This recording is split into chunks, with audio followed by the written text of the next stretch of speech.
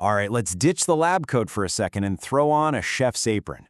Today we're diving into the world of data pre-processing, but we're not going to treat it like some dry academic subject. No, we're going to treat it like cooking, with Scikit-Learn as our amazing set of kitchen gadgets.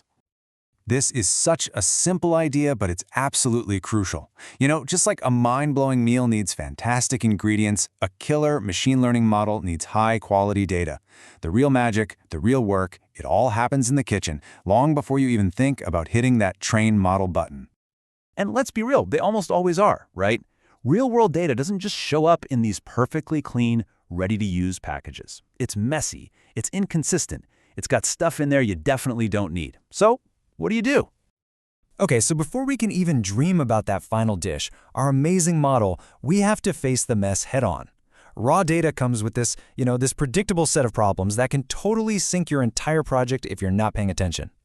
Here they are, the four usual suspects. First, you've got missing values, just gaps where data should be.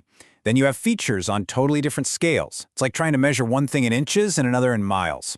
Then there's all this text that your model just can't understand. And finally, you just have way too much noise, features that are just cluttering up the kitchen. So our first stop in the kitchen is the cleaning station. This is where we get our hands dirty and tackle those pesky missing values. Look, just throwing away rows with gaps is super wasteful. It's like tossing a whole bag of produce because one carrot has a weird spot. We've got to be smarter than that. And our first tool for the job is Scikit-Learn's Simple Imputer. It sounds simple, and it is, but it is so useful. It basically just fills in the gaps for you. You can tell it, hey, use the average of this column, or the median, or whatever value shows up the most, and it'll just patch those holes right up. Here we go, a perfect example of what we're talking about. See those NaN values? That literally means not a number. It's a blank space, a hole in our data that our algorithm just can't handle. It's like a recipe that just says, add some ingredient missing. Not very helpful. And boom, just like that. We run the simple imputer using the mean strategy, and the gaps are gone. That missing value in feature 1, it becomes 3.33, which is just the average of the other numbers in that column. See? Now our data is complete. It's ready for the next station. All right, our ingredients are clean. Next up, they head to two super important stations: sizing and translation. This is where we make sure all our numbers are playing on the same field, and we translate any text into a language our model can actually speak. Think of the standardizer as your precision kitchen scale. A lot of algorithms get really thrown off by the size of numbers. So, if one of your features goes from 0 to 100,000 and another one goes from 0 to 1, the algorithm might think the first one is way more important. Standardizer fixes that by resizing everything to a common scale.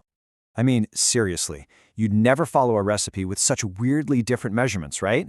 It would be a disaster. And you shouldn't build a model that way either. Standardization just makes sure every ingredient, every feature is judged fairly. Okay, now what about our text ingredients? We've got two main translators for this. The one-hot encoder is perfect for categories where the order doesn't matter, like male or female. It just creates a new little on-off column for each option. But for stuff where the order does matter, like low, medium, and high, you use the ordinal encoder. It smartly turns them into numbers like 0, 1, and 2, keeping that important order intact. So, we've cleaned and prepped our ingredients. Awesome. Now it's time to actually refine the recipe itself. Because, not every feature adds to the final flavor. Some are just noise. Feature selection is all about being a picky chef, picking only the most impactful ingredients for our model. There are kind of two main ways to think about this. Filter methods are like a quick taste test. They use really fast statistical checks to see which features look promising before you even start modeling. Wrapper methods, on the other hand, are more like baking a few tiny test batches.